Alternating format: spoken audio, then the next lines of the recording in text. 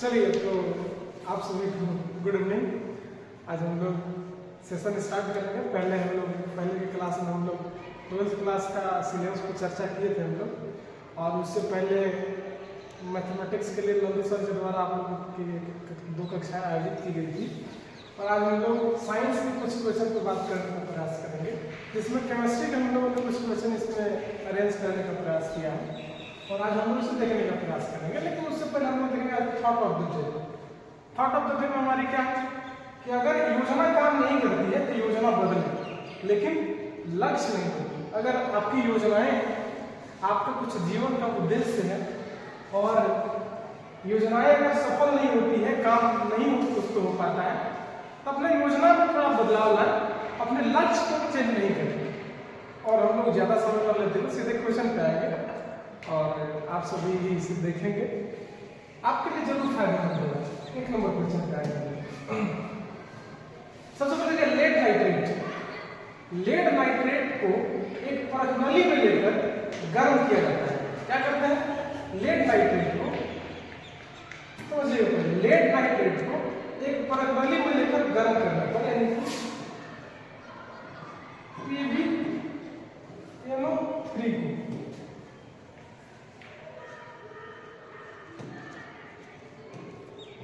गर्म किया जाता है। लेड नाइट्रेट को एक परखनली में लेकर गर्म करते हैं तो धुआं निकलता है। किस चीज का धुआं निकलता है? ध्यान लगे, NO2। किसका धुआं निकलता है? Na2 का। और फिर क्या निकलता है? PbO। यही आपका राइट आंसर हो जाता है, और आप ऑप्शन नंबर बी को टिक कर लेंगे। ठीक है, नेक्स्ट क्वेश्चन को हम लोग आगे बढ़ेंगे।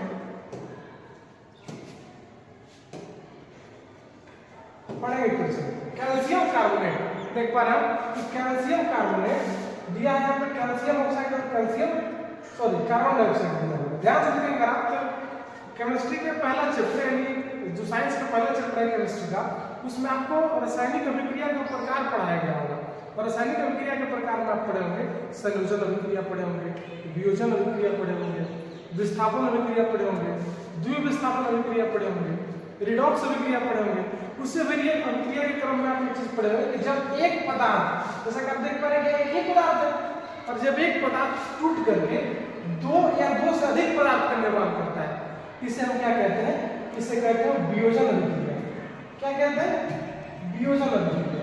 लेकिन वियोजन तो ऑप्शन में ही नहीं, हम इसे अपघटन अभिक्रिया के नाम से भी जानते हैं। क्या कहते हैं? अपघटन अभिक्रिया। राइट आंसर क्या हो जाएगा? बी हो जाएगा आपका राइट आंसर। अगले क्वेश्चन पर हम आगे बढ़ेंगे। क्वेश्चन नंबर 3 के लिए क्वेश्चन पूछ रहा है कि निम्नलिखित में से कौन अवकारक है? यहाँ 4 ऑप्शन आपको दिए हुए हैं, इनमें से कौन सा क्वेश्चन अवकारक है? कौन सा ऑप्शन अवकारक के बारे में बताता है? तो ध्यान से समझिए, कोई भी क्वेश्चन पर आप देखिएगा तो क्वेश्चन मेनली 2 प्रकार के होते हैं। एक क्वेश्चन जो कॉन्सेप्ट बेसिस होते हैं, और एक क्वेश्चन जो फैक्ट बेसिस होते हैं। जो फैक्ट बेसिस क्वेश्चन होते हैं उसे भी आप समझने का प्रयास करेंगे, और कॉन्सेप्ट बेसिस क्वेश्चन उसे भी आप समझने का प्रयास करेंगे। तो आप 2 चीज पढ़े होंगे, ऑक्सीकरण और अवकरण। ऑक्सीकरण क्या बताता है? ऑक्सीकरण का नेचर होता है कि जब ऑक्सीजन से अभिक्रिया करता है तो घटना क्या कहलाती है? ऑक्सीकरण की कहलाती है। हाइड्रोजन से अभिक्रिया करता है तो घटना अवकरण की कहलाती है। तो हाइड्रोजन तो यहाँ ऑप्शन में है, लेकिन हाइड्रोजन सीधे सीधे अभिक्रिया करके अवकरण का काम नहीं कर पाती है, इसलिए हाइड्रोजन सल्फाइड जो है, हाइड्रोजन सल्फाइड जो अवकारक के रूप में काम करता है, H2S, और ये आपका H2S अवकारक साबित हो जाता है। चलिए अगले क्वेश्चन पर हम आगे बढ़ेंगे। ये आपका 10वीं क्लास का सबसे फेमस क्वेश्चन के साथ माना जाता है कि श्वसन किस प्रकार की अभिक्रिया है? श्वसन कैसी अभिक्रिया है? तो श्वसन जो है, श्वसन में क्या होता है कि ऊष्मा का उत्सर्जन होता है। श्वसन में क्या होता है? ऊष्मा का उत्सर्जन होता है। तो हम कह सकते हैं कि श्वसन एक ऊष्मा क्षेत्र अभिक्रिया है। आगे बढ़ेंगे। शरीर में भोजन का पाचन किस प्रकार की अभिक्रिया है? शरीर में भोजन का जो पाचन होता है तो किस प्रकार की अभिक्रिया है? ध्यान देंगे, बताएंगे जरा। जैसे मान लीजिए आप भोजन के पाचन की बात करेंगे, C6H12O6 और आप ऑक्सीजन लेते हैं, और ये आपको कन्वर्ट हो जाता है किसमें? CO2 H2O में कन्वर्ट हो जाता है। आप देखेंगे कि टूट रहा है, ऑक्सीजन से अभिक्रिया कर रहा है, तो इस प्रकार हम क्या कर सकते हैं कि यह एक प्रकार का ऑक्सीकरण अभिक्रिया है। ठीक है, आगे बढ़ेंगे। क्वेश्चन नंबर 6 को देखेंगे। कह रहा कि निम्नलिखित में से कौन ऑक्सीकारक है? ऑक्सीकारक का मतलब जब ऑक्सीजन से अभिक्रिया होता है, समझ लीजिए पहले इसको फॉर्मेट करिए। ऑक्सीकारक, ऑक्सीकारक, ऑक्सीकारक क्या? जहां ऑक्सीजन अभिक्रिया करती है। स्पष्ट है, इसमें किसी प्रकार का कोई डाउट नहीं। निम्नलिखित में से कौन ऑक्सीकारक है? राइट आंसर क्या हो जाएगा? ऑक्सीजन। ठीक है, अगले क्वेश्चन की तरफ हम लोग बढ़ेंगे। भौतिक परिवर्तन। भौतिक परिवर्तन क्या है? भौतिक परिवर्तन पहले होता है क्या, ये समझ लीजिए। भौतिक परिवर्तन का मतलब होता है ऐसा परिवर्तन जिसमें परिवर्तन के फलस्वरूप कोई भी पदार्थ अपनी अवस्था में पुनः लौट सकता है। अपनी अवस्था में पुनः लौट सकता है मतलब वो परमानेंट चेंजेस नहीं है, वो एक प्रकार का अनस्टेबल चेंजेस है, अस्थायी परिवर्तन है। तो राइट आंसर क्या हो जाएंगे? यहाँ पे दो ऑप्शन है, अस्थायी और अस्थायी। तो राइट आंसर क्या हो जाएंगे? अस्थायी परिवर्तन। क्या हो जाएंगे? अस्थायी परिवर्तन। अगले क्वेश्चन को आगे बढ़ेंगे। निम्नलिखित में से कौन ऑक्सीकरण की क्रिया नहीं है? नहीं है पूछा है, ऑक्सीकरण की क्रिया नहीं है। दहन। आप जानते हैं दहन के लिए किसी भी पदार्थ को जलने के लिए ऑक्सीजन की आवश्यकता होती है। जैसे मान लेते हैं कार्बन को जलाना है, तो कार्बन अगर ऑक्सीजन की उपस्थिति में ही जलेगा और बनेगा कार्बन डाइऑक्साइड। दहन तो एक प्रकार का है ही। श्वसन में भी कुछ देर पहले हम बता रहे थे C6H12 O6 प्लस O2, और ये क्या निकलता है? CO2 plus. तो यहाँ भी ऑक्सीजन से अभिक्रिया हो रही है, मतलब श्वसन भी एक क्या है? श्वसन भी एक प्रकार का ऑक्सीकरण अभिक्रिया है। फिर आपका आता भोजन का पचना, फिर आता अवक्षेपण। राइट आंसर क्या हो जाएगा? अवक्षेपण। अवक्षेपण जो है इसमें किसी भी प्रकार का ऑक्सीजन का योग नहीं होता है, यानी कि अवक्षेपण ऑक्सीकरण अभिक्रिया का उदाहरण नहीं है। आगे बढ़ते हैं, अगले क्वेश्चन की ओर हम लोग आगे बढ़ने का प्रयास करेंगे और क्वेश्चन नंबर 9 को देखेंगे। ध्यान से देखिए, यहाँ पे दिया हुआ मैग्नीशियम। क्या हमारे जो टाइपिस्ट है उनसे थोड़ा मिस्टेक हुआ है। यहाँ पे मैग्नीशियम Mg छोटा होता है, ठीक है, और यहाँ Bmg को सिंपल से मैं लिख देता हूँ कि Mg प्लस O2 और ये बनाता है Mg। ध्यान से देखेंगे तो आपको मिलेगा कि जब दो पदार्थ मैग्नीशियम और ऑक्सीजन आपस में अभिक्रिया करते हैं और एकल पदार्थ का निर्माण करते हैं, जब दो पदार्थ अभिक्रिया करके एक उत्पाद का निर्माण करते हैं, तो ऐसी रासायनिक अभिक्रिया को हम लोग संयोजन अभिक्रिया के नाम से जानते हैं। कहीं ऑप्शन दिख रहा है कोई सर? चलिए डी ऑप्शन आपका राइट आंसर हो जाएगा, संयोजन अभिक्रिया। हम लोग बढ़ेंगे अगले क्वेश्चन पे। क्वेश्चन दिख रहा होगा अंगूर का किण्वन। किण्वन क्या है? किण्वन का मतलब होता है इंग्लिश में फ्रेगमेंटेशन। अर्थ क्या है कि जब अंगूर को किसी जार में रख करके और उसको कुछ दिन के लिए पैक कर दिया जाता है, उसका छिलका जो होता है सड़ जाता है और वो अंगूर सीधा सीधे अल्कोहल में परिवर्तित हो जाता है। यह प्रक्रिया आपका अंगूर का किण्वन कहलाता है। तो अंगूर का किण्वन कहने का मतलब है कि वो क्या, किण्वित होने के बाद पुनः अंगूर में बदला जा सकता है? तो नहीं बदला जा सकता है, मतलब एक प्रकार का अस्थायी परिवर्तन है। और जब किसी पदार्थ का अस्थायी परिवर्तन होता है तो अस्थायी परिवर्तन को हम लोग क्या कहते हैं? रासायनिक परिवर्तन कहते हैं। तो हमारा राइट आंसर क्या हो जाएगा? ए। ठीक है, बढ़ेगा हम अगली क्वेश्चन को। ध्यान से देखेंगे क्वेश्चन को। क्वेश्चन क्या कह रहा है कि नमक के घोल में, किसमें? नमक के घोल में सिल्वर नाइट्रेट का घोल डालने पर दही जैसा अवक्षेप उत्पन्न होता है। यह कौन सी अभिक्रिया है? ध्यान से देखिए, नमक के घोल में मतलब NaCl, सिल्वर नाइट्रेट का AgNO3 का घोल मिलाया जाता है और बनता क्या? एक अवक्षेप बनता है। किसका? NaNO3 का, मतलब सोडियम नाइट्रेट का, और बन जाता है AgCl। मतलब क्या है? सिंपल सा बात है कि यहाँ जो क्लोरीन का आयन आपको दिख रहा है और यहाँ जो नाइट्रेट का आयन दिख रहा है, ये आपस में आयन एक्सचेंज कर जाते हैं। क्लोरीन चला जाता है सिल्वर के साथ और नाइट्रेट चला जाता है सोडियम के साथ। और आप पढ़े होंगे कि जब किसी रासायनिक अभिक्रिया में आयनों का एक्सचेंज होता है, आयन का आदान प्रदान होता है, तो ऐसी रासायनिक अभिक्रिया को हम लोग कहते हैं द्विविस्थापन अभिक्रिया। द्विविस्थापन ऑप्शन में नहीं दिया हुआ है तो हम लोग क्या मानेंगे? विस्थापन अभिक्रिया। लेकिन राइट आंसर इसका क्या होना चाहिए? द्विविस्थापन अभिक्रिया। ठीक है, अच्छा, अवक्षेप उत्पन्न होता है यहाँ पे हम लोग सुधार जैसे अवक्षेप जब उत्पन्न होगा तीसरा रासायनिक हम क्या बोलते हैं अवक्षेपण अभिक्रिया। आगे बढ़ेंगे, ये नहीं होगा, इसको आप काट देंगे, ठीक है। चले अगले क्वेश्चन पे।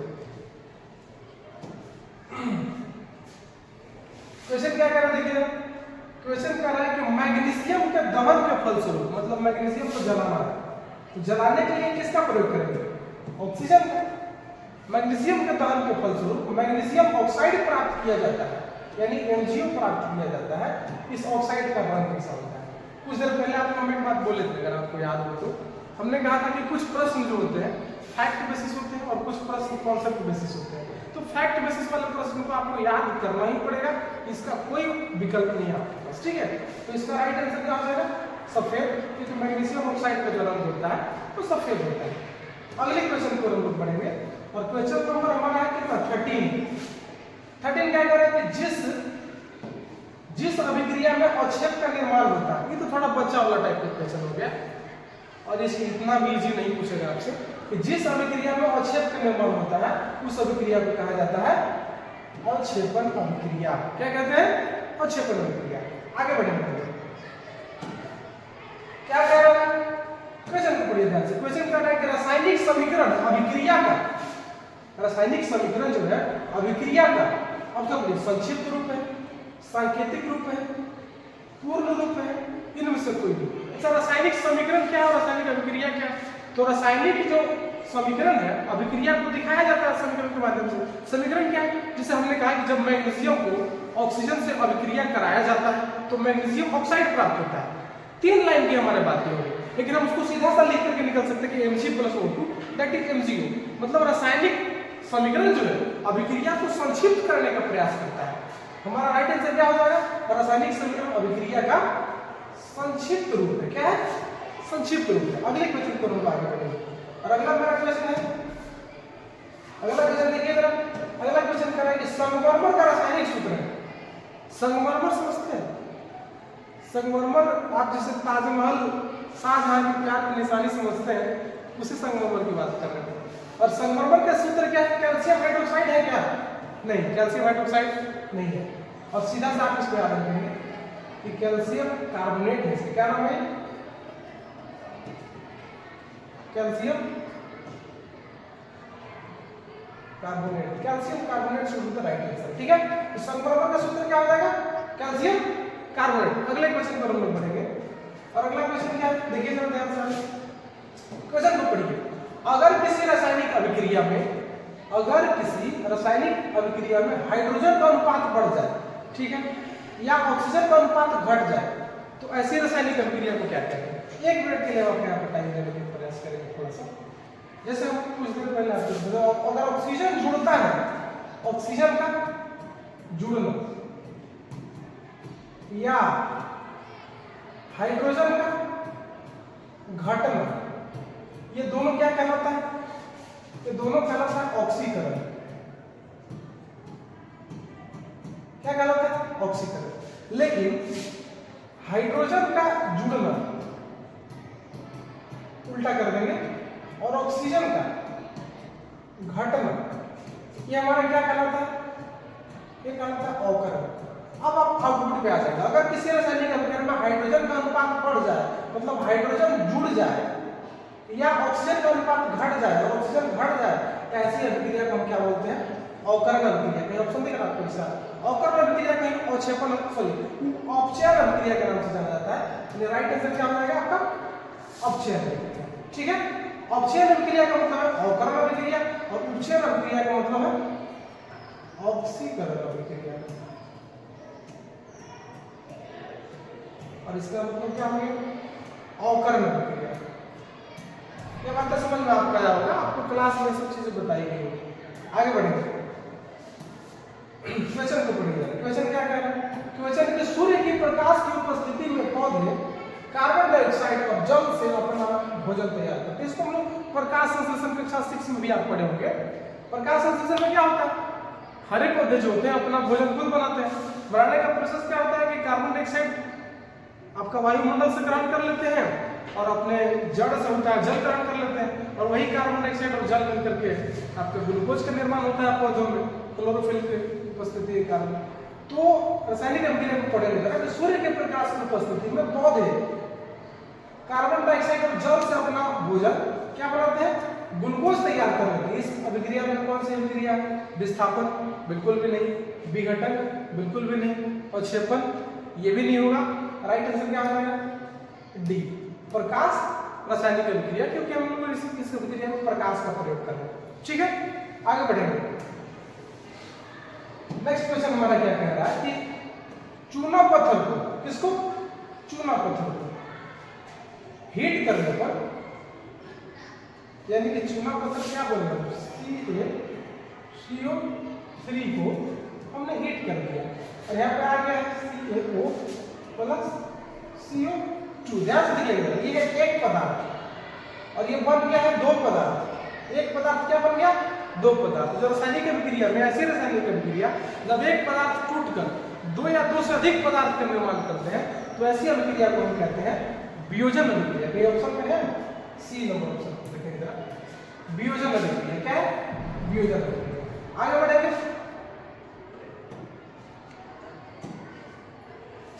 क्वेश्चन कह रहा है कि पढ़िए जरा इसको, मैग्नीशियम रिबन के वायु में दहन के फलस्वरूप श्वेत पदार्थ मैग्नीशियम ऑक्साइड बनता है।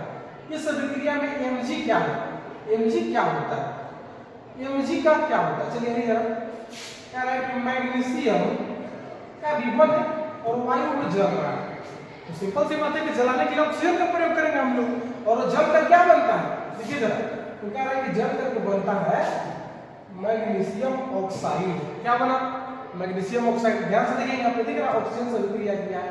अब जब कोई भी पदार्थ ऑक्सीजन से अभिक्रिया करता है तो कहलाता है ऑक्सीकरण अभिक्रिया। और अभी कुछ देर पहले आपको हम बता रहे थे कि ऑक्सीजन अभिक्रिया को उपचयन अभिक्रिया के नाम से भी जाना जाता है।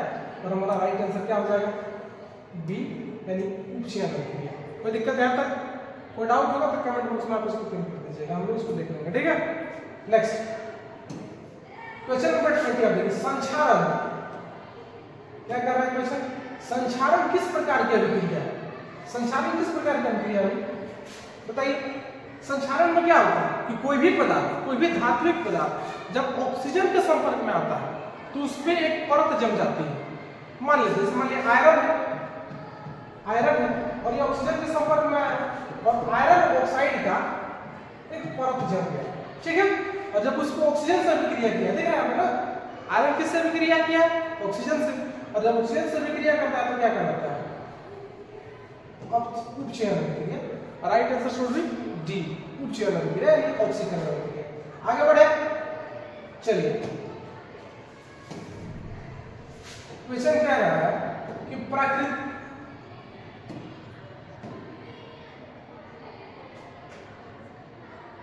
प्राकृतिक गैस का दहन किस प्रकार की अभिक्रिया है। प्राकृतिक गैस यानी CH4 का दहन किस प्रकार की रासायनिक अभिक्रिया है, CO2 प्लस H2। ठीक है, अब ध्यान से देखेंगे, जब ये जलेगा इसके साथ ऊष्मा उत्पन्न होता है। तो CNG को आप जलाएंगे प्राकृतिक गैस को, इससे ऊष्मा उत्पन्न होगा। जब ऐसी रासायनिक अभिक्रिया में जब ऊष्मा उत्पन्न होता है तो ऐसी रासायनिक अभिक्रिया को हम क्या बोलते हैं, ऊष्मा क्षेपी अभिक्रिया। क्या कहा जाता है, ऊष्मा क्षेपी अभिक्रिया। राइट आंसर क्या हो जाएगा, सी, ऊष्मा क्षेपी अभिक्रिया। आगे बढ़े, चलिए क्वेश्चन नंबर 22 पर हम आएंगे। क्वेश्चन नंबर 22 को पढ़िए पहले अच्छे से। कह रहा है कि जिन रासायनिक अभिक्रियाओं में उत्पाद के साथ साथ ऊष्मा उत्पन्न होता है, यही से आपका आंसर निकल गया। उत्पाद के साथ साथ क्या निकलेंगे, ऊष्मा। तो ऐसी रासायनिक अभिक्रिया को हम क्या बोलेंगे, ऊष्मा क्षेपी अभिक्रिया। लेकिन अगर उत्पाद के साथ साथ अवक्षेप निकलने लगे, दोनों बातों में डिफरेंस है, ध्यान दीजिएगा। क्वेश्चन क्या है कि अगर उत्पाद के साथ ऊष्मा निकलेगा तो ऊष्मा क्षेपी अभिक्रिया है, और उत्पाद के साथ अगर अवक्षेप निकलेगा तो इसे हम क्या कहेंगे, अवक्षेपण अभिक्रिया। दोनों में डिफरेंस है। और यहाँ पे पूछा है ऊष्मा का, तो राइट आंसर क्या हो जाएगा, ऊष्मा क्षेपी अभिक्रिया। क्या हो जाएगा, ऊष्मा क्षेपी अभिक्रिया। आगे बढ़े, चलिए तो अब हम लोग अगले क्वेश्चन की ओर बढ़ेंगे।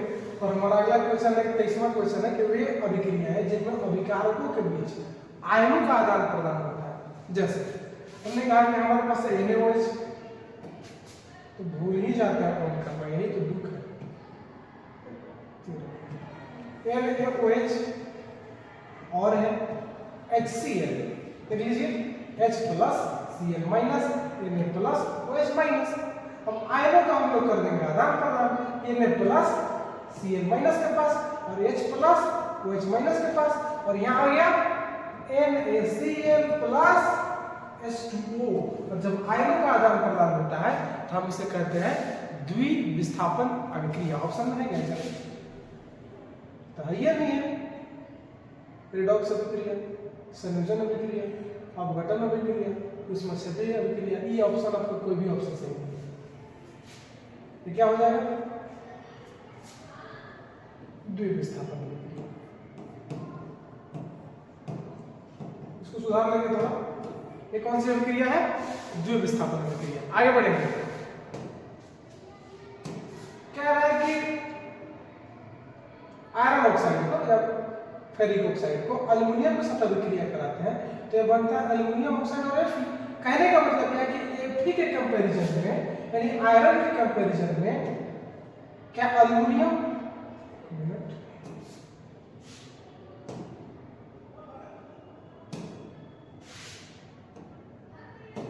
देखिए क्वेश्चन कह रहा है कि Fe के कंपैरिजन में एल्युमिनियम अगर अधिक रिएक्टिव है तो एल्युमिनियम जो है Fe को रिप्लेस कर देता है और एल्युमिनियम खुद ऑक्सीजन से अभिक्रिया कर लेता है और Fe बाहर हो जाता है। बात समझ में आ रहा है? देखो फिर Fe है ऑक्सीजन के साथ, आयरन ऑक्सीजन के साथ है। आयरन जो है ऑक्सीजन के साथ बॉन्ड बनाया हुआ है। एल्युमिनियम अगर इसे रिएक्ट करने के लिए आता है तो एल्युमिनियम जो आयरन को विस्थापित कर देता है।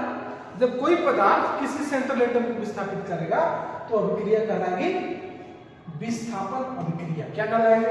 विस्थापन अभिक्रिया। आगे बढ़ेंगे। चलिए बढ़े क्वेश्चन नंबर 25 और हमारा जैसा लगता है कि लास्ट क्वेश्चन है ये। किसी अभिक्रिया में भाग लेने वाले पदार्थ क्या कहलाते हैं? क्या कहलाते हैं? क्वेश्चन देखिए पहले आप। अभिक्रिया अगर आप देखते होंगे कभी रासायनिक अभिक्रिया में,